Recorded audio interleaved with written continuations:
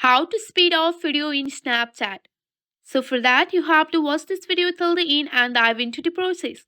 First of all, you have to open up your Snapchat here. After opening your Snapchat, here you have to just go for the video.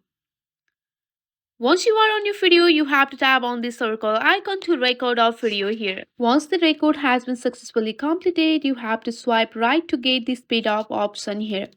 And here you can see that. So that's it for today. If you like this video, please hit that like button and subscribe for more. I will see you in the next one. So for that, you have to watch this video till the end and dive into the process. First of all, you have to open up your Snapchat here. After opening your Snapchat, here you have to just go for the video. Once you are on your video, you have to tap on the circle icon to record our video here. Once the record has been successfully completed, you have to swipe right to get the speed up option here. And here you can see that. So that's it for today. If you like this video, please hit that like button and subscribe for more. I will see you in the next one. So that's it for today.